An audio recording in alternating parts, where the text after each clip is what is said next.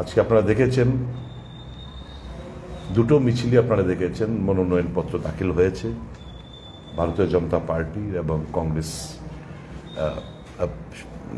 প্রার্থী ইন্ডিয়ার ক্যান্ডিডেট আশিস কুমার সাহার সমর্থনে। দুটোর মধ্যে যে পার্থক্যটা সবাই বলা বলি করছে আগরতলা শহরের মানুষ, একটা চিত্র পরিষ্কার, জোর করে এনেছে অর্ধেকের বেশি লোক হাঁটেনি, তাদের মধ্যে কোনো প্রাণ ছিল না, উৎসাহ ছিল না, উদ্দীপনা ছিল না। আর আমরা এই ইন্ডিয়া জোটের হয়ে যারা লড়াই করবে বলে দৃঢ় প্রত্যয় নিয়ে মাঠে ময়দানে নেমে লড়াই করছে, তারা আজকে পুরো উৎসাহ, উদ্দীপনা, সাহস, বুকে সাহস নিয়ে তারা কিন্তু আজকে আমাদের অংশগ্রহণ করেছেন, পার্টিসিপেট করেছেন। এবং রাস্তার দুপাশে মানুষের যে সাল আমরা উপলব্ধি করলাম, দেখলাম, চাক্ষুষ করলাম। ভারতীয় জনতা পার্টির মিছিল যখন যায়, মানুষের মধ্যে একটা আতঙ্ক তটস্থ বিরাজমান ছিল। আর ইন্ডিয়ার জোটের প্রার্থী যখন যায়, তখন দোকানপাট থেকে দোকানের মালিক, কর্মচারী, ক্রেতা, বিক্রেতা সকলে রাস্তার দুপাশে দাঁড়িয়ে আমাদেরকে হাত নাড়াচ্ছিলেন, আশীর্বাদ জানাচ্ছিলেন। এতে আমরা দারুণভাবে উৎসাহিত। যারা আজকে অংশগ্রহণ করেছে 8টি কনস্টিটিউয়েন্ট আমাদের লাইক মাইন্ডেড পার্টির তরফ থেকে সহকর্মী যোদ্ধাদের আমরা অভিনন্দন জানাই, ধন্যবাদ জানাই। এবং অভূতপূর্ব সাড়া যে মানুষের আমরা পেয়েছি, তাদেরকে আমরা অত্যন্ত বিনম্রতার সাথে আমরা ধন্যবাদ জানাচ্ছি এবং বিশ্বাস রাখছি দেশের যে বর্তমান যে পরিস্থিতি চলছে এবং বিশেষ করে ইলেকট্রাল বন্ডের ঘোটালা সামনে আসার পর আসল নগ্ন কুৎসিত চেহারাটা যেরকমভাবে মানুষের সামনে প্রকাশ পেয়েছে, আমাদের মনে কোনো সন্দেহ নেই জাগ্রত ভারতবর্ষের মানুষ, জাগ্রত আমার ত্রিপুরার মানুষ 19 তারিখ এবং 26 তারিখ তারা এই ডাবল ইঞ্জিন সরকারকে বিকল করার দৃঢ় প্রত্যয় নিয়ে ভোট করবেন। এবং আবেদন থাকবে সকলের কাছে, ভয় ভীতি উপেক্ষা করে ত্রিপুরার যে আমাদের ঐতিহ্য, উৎসবের মেজাজে ভোট, সেই ভোটে সামিল হওয়ার জন্য যে যার ভোট দেবে, উৎসবের মাঝে যে ভোট দেবে, কাজে সকাল সকাল বেরিয়ে এসে সমস্ত ভয় ভীতি প্রলোভন উপেক্ষা করে মানুষ আমাদের আশীর্বাদ করবেন, সে বিশ্বাস আমাদের রয়েছে। আগামী দিন আপনারা জানেন কানাইয়া কুমারকে আজকে আসার কথা ছিল, কানাইয়া কুমার এবং সুপ্রিয়া সিনেট। কানাইয়া কুমার ছাত্র যুব সমাজ, ত্রিপুরার মাঝে মানুষ অপেক্ষায় ছিলেন উনি এসে কথাবার্তা বলবেন, শুনবেন, কিন্তু এটা হতে দিলেন না। আমি ইলেকশন কমিশনকে আমি দোষ দেব না, কিন্তু তাদের ব্যর্থতা আমি মনে করে দিতে চাই। যারা এই সমস্ত পারমিশন রেকর্ড করে, তারা শাসক গোষ্ঠীর চাপে পড়ে এই সমস্ত পারমিশনগুলো দেয়নি। যেমন ফায়ার ব্রিগেড, পিডাব্লিউডি, বিভিন্ন এই ধরনের ওয়াটার সাপ্লাই, ইলেকট্রিসিটি ডিপার্টমেন্ট, এদের থেকে খুচরো খুচরো যে পারমিশনগুলো নিয়ে জমা দিত, এরা পারমিশন না দেওয়ার প্রেক্ষিতে যারা পারমিশনটা দেওয়ার কথা তারা দিতে পারেন। কাজে আমাদের এখানে মাইক লাগিতে দেয়নি, আমাদের মঞ্চ করতে দেয়নি, রিগ্রেট করেছে কালকে কখন সন্ধ্যাবেলার পর। তারপরে আমরা কথা বলে আমরা ওনাকে অনুরোধ করলাম যে আপনার আসার দরকার নেই, আপনার একটা ফার্দার একটা ডেট আপনার সঙ্গে আলোচনা ক্রমে আমরা ইন্ডিয়ান যারা জোট কনস্টিটিউয়েন্ট পার্টি রয়েছে আমরা বসে 2 দিনের প্রোগ্রাম আপনার করতে হবে। উনি রাজি হয়েছেন এবং উনি আসবেন খুব শীঘ্রই। আর আমাদের স্টার ক্যাম্পেনারও আমাদের এখানে আসবেন, প্রত্যেকটি রাজনৈতিক দলের যারা বিশিষ্ট নেতৃত্বরা রয়েছেন ওনারা আসবেন। সীতারাম ইয়েচুরি, প্রকাশ কারাত থেকে শুরু করে রাহুল গান্ধী, প্রিয়াঙ্কা গান্ধী থেকে শুরু করে আরও যারা যারা রয়েছেন স্টার ক্যাম্পেনার এখানে আসবেন, প্রচার করবেন। আমাদের দৃঢ় বিশ্বাস আগামী দিন এই রাজ্যের মানুষের স্বার্থে গণতন্ত্র পুনরুদ্ধার এবং সংবিধান বাঁচানোর যে আমাদের লড়াই, সেই লড়াই এটা সিপিএম কংগ্রেস বা এই 8টি দলের লড়াই নয়।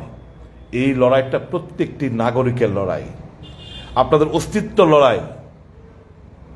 আমরা হেরে গেলেও আমরা টিকে থাকব, দল থাকবে, কিন্তু আপনার যে কথা বলার, মত প্রকাশ করার, চলাফেরার, পূজা অর্চনা করার সাংবিধানিক যে রাইটগুলো রয়েছে সেগুলো কিন্তু খর্ব হতে যাচ্ছে। কাজে সাধু সাবধান, আমার গণদেবতাদের কাছে এপিল, আপনারা সবাই জানেন, আলা বিজিবি যারা করে তাদের কাছে বলবো, না খাউঙ্গা না খানে দুঙ্গা আসল চেহারাটা আপনারা দেখতে পেয়েছেন। এত বড় ডাকাত, চোরাই বড়, এত বড় ডাকাত, আর ওই তাকে দিয়ে রামলাল্লার প্রতিষ্ঠা করতে হয়, সে নাকি বিষ্ণুর অবতার। চম্পত রায়ের ভাষায়, রাম মন্দির ট্রাস্টের চম্পত রায়ের ভাষায় উনি হচ্ছেন বিষ্ণুর অবতার। কাজে আমাদের হিন্দু সনাতন ধর্মের মোতাবেক 4 জন শঙ্করাচার্য মহান না, শেষ কথা না। ওই এক ব্যক্তি শাসন, এক ব্যক্তির কথা, এক ব্যক্তির ইচ্ছা, এক ব্যক্তির সব, only one man's voice is hard. সমস্ত গণতান্ত্রিক যে প্রতিষ্ঠানগুলো, লেজিসলেচার, এক্সিকিউটিভ, জুডিশিয়ারি, প্রেস, সবাই নত জানু এক ব্যক্তির শাসন ব্যবস্থা। Is a prototype of Hitler. কাজেই গণতান্ত্রিক পদ্ধতি যদি আপনারা বেছে নিতে চান, এই সরকারকে উৎখাত করা ছাড়া আর কোনো রাস্তা নেই। Please stand beside us, join us, support us and vote for India. অনেক অনেক ধন্যবাদ। তো আজকের এই মনোনয়নপত্র দাখিল নিয়ে জনগণের মধ্যে অভূতপূর্ব সাড়া, এটা দেখেছেন। এবং দুটি মনোনয়ন দুটি প্রধান প্রতিপক্ষের প্রায় একই সময়েতে একই দিনে হওয়ার কারণে যে রাজ্যবাসী তারা পার্থক্যটাও প্রত্যক্ষ করলেন, এটা বলা হয়েছে, আমি সেদিকে যাচ্ছি না। এখন এই যে উচ্ছ্বাস তৈরি হয়েছে জনগণের মধ্যে, শুধু একটা ভোট না, নতুন সরকার তৈরি করা না, দেশ রক্ষার, সংবিধান রক্ষার যে একটা আলাদা সংকল্প প্রতিটা নাগরিকের মনে উদ্ভূত হয়েছে, এটাকে সারা রাজ্যে ছড়িয়ে দেওয়ার জন্য আজকে আমাদের এই ইন্ডিয়া ব্লকের রাজ্যভিত্তিক যে কমিটি প্রচারের আমরা বসেছি। এবং এটা আপনাদের মাধ্যমে জানাতে চাই যে রাজ্যের সমস্ত জেলাতে, সমস্ত মহকুমাতে স্বতঃস্ফূর্তভাবে এই যে 8টা দল আমরা মিলিত হয়েছি, তারা আমাদের যেদিন 20 তারিখে যেদিন আমাদের প্রথম সভা হয়, প্রথম এরকম একটা কমিটি আমরা করি, তার 4 দিনের মধ্যে সর্বত্র এই কমিটি তারা বসেছে এবং তৃণমূল স্তর অব্দি প্রচারে যৌথভাবে তারা যাচ্ছে। তো আজকে আমরা ঠিক করেছি প্রত্যেক মহকুমাতে, এবং চেষ্টা করা হচ্ছে প্রত্যেক বিধানসভা কেন্দ্রে এই ইন্ডিয়া মঞ্চের নামে একটা যৌথ জনসভা আমরা করব। রাজ্যভিত্তিক তো হবেই, বা দুটি লোকসভা কেন্দ্র ভিত্তিক, পূর্ব এবং পশ্চিমের সর্বভারতীয় নেতৃত্বের উপস্থিতিতে। যেহেতু পশ্চিমেরটা 19 তারিখে ভোট, সামনে এই সংক্রান্তি মাস পড়লা, কাজে তার আগেই আমাদের করতে হবে। আমরা কনফার্মেশন হওয়ার পর এটা আমরা জানাব। তো এইভাবে আমরা এগুচ্ছি এবং প্রশাসনের কাছে, কমিশনের কাছে আপনাদের মাধ্যমে আমরা এই অনুরোধ জানাবো।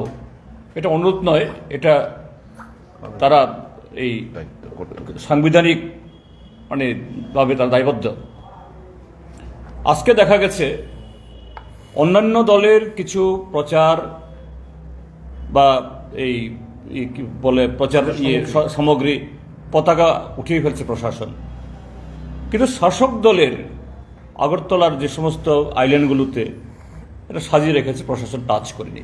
যদিও আমাদের আপত্তি জানানোর পর এখন শুনছি বিকালবেলা কিছু ধরেছে। এটা এখানে নয়, সারা ত্রিপুরার জন্য হয়। দ্বিতীয় হলো যে এখন মনোনয়নপত্র দাখিল সম্পন্ন হয়েছে, স্টার ক্যাম্পেনার আসতে শুরু করবেন, প্রচার আর তুঙ্গে উঠবে। সর্বত্র যে প্রশাসন তথা কমিশন নিরপেক্ষভাবে একটা লেভেল প্লেয়িং ফিল্ড সবার জন্য কিছু করে।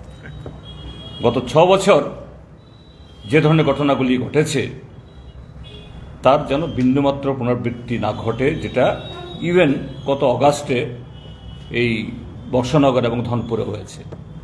এবং ত্রিপুরার যে সমস্ত অফিসাররা রিটার্নিং অফিসার বা এআরও দায়িত্বে আছেন তাদের কাছে বলবো, এই ত্রিপুরাজ্যের মানুষের সহযোগিতা নিয়েই, আশীর্বাদ নিয়েই তাদেরকে কাজ করতে হবে। তারা যাতে ভুলে না যান, আজকের শাসক দল যারা সংবিধান মানে না, এই যে সারা দেশে যে ধরনের আলোড়ন তৈরি হচ্ছে, বিদায়ের ঘণ্টা বাজছে নরেন্দ্র মোদীর, দিল্লিতে এই নির্বাচনের পর যেটা আমরা দেখছি তার সম্ভাবনা, প্রবল সম্ভাবনা, তখন এই প্রভুরা থাকবে না। কাজেই তাদেরকে বলবো নিরপেক্ষভাবে, কেউ, আমরাও চাই না যে আইনের ঊর্ধ্বে বা আমাদের প্রতি কোনো ধরনের অনুকম্পা বা বেশি ফেভার তারা করে আমরা চাই না। কাজে আগে থেকে বলে রাখছি আমরা। এই হলো মোটামুটি আজকে আমাদের আলোচনা, এবং আপনাদের মাধ্যমে আবারও রাজ্যবাসীকে আমরা ধন্যবাদ জানাবো যে এইভাবেই তাদের সে সমর্থন সংবিধানের প্রতি, দেশ এই প্রেমিক দায়িত্ব পালনে যাতে তারা এগিয়ে আসেন। এবং আজকের মতো আমরা আগামী 1 এপ্রিল, হ্যাঁ 1 এপ্রিল পূর্ব ত্রিপুরা কেন্দ্রের যে আমাদের প্রার্থী রাজেন্দ্র রিয়াং, তার মনোনয়নপত্র দাখিল করব আমরা এই ধলাই ডিএমের কাছে। 11টার মধ্যে আমাদের সমস্ত নেতৃত্ব সেখানে পৌঁছবেন, এবং ওই কেন্দ্রের কাছাকাছি মহকুমার লোক তারা বেশি আসবেন, কিন্তু ওই কেন্দ্রে অন্য জায়গা থেকেও লোকরা, যারা আজকে আমাদের কথা ছিল কিন্তু বিজেপি আগামীকাল, কিন্তু বিজেপি আগামীকালও তারা লিখে দিচ্ছে, যেহেতু জায়গাটা ছোট। কাজেই যাতে কোনো ধরনের এই সেরকম অসুবিধা না হয়, আমরা আমাদের ডেটটা আমরা পরিবর্তন করেছি। কাজে আপনাদের মাধ্যমে রাজ্যের সমস্ত অংশের মানুষকে সেই 1 এপ্রিলও আজকের মতো অংশগ্রহণ করার মধ্য দিয়ে গণতন্ত্রের প্রতি, গণতন্ত্র রক্ষার যে আমাদের যে আকাঙ্ক্ষা, এটাকে আরো শক্তিশালী করার জন্য আমরা আবেদন জানাবো। আমাদের নেতৃত্ব সবাই ওইখানে থাকবে।